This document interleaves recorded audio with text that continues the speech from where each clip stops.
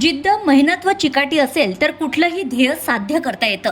त्यासाठी सातत्यपूर्ण प्रयत्न व स्वतःवर असलेला विश्वास व आपल्या कामाप्रतीची निष्ठा महत्त्वाची आहे. नेहमी हीच किमया साकारून आपल्या स्वप्न व आकांक्षेला गवसणी घातली आहे.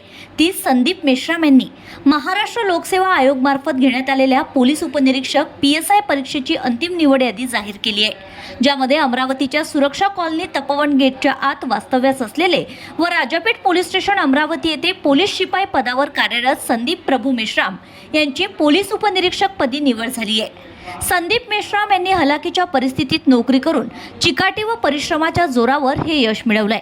पुस्तकासोबत काढलेली रात्र, ग्राउंडवर गाळलेला घाम कधी वाया जात नाही, हे त्यांच्या निवडीने सिद्ध करून दाखवलंय. त्यांच्या निवडीमुळे युवा पिढींना प्रोत्साहन व प्रेरणा मिळेल हे निश्चित आहे. त्यांच्या निवडीमुळे मेश्राम कुटुंबियांसह परिसरात युवा वर्गात आनंदाचं वातावरण निर्माण झालंय. याबद्दल राष्ट्रवादी युवक काँग्रेस अमरावती शहरच्या पदाधिकाऱ्यांनी संदीप मेश्राम यांच्या निवासस्थानी भेट देऊन PSI पदी निवड झाल्याबद्दल सत्कार व अभिनंदन केलंय.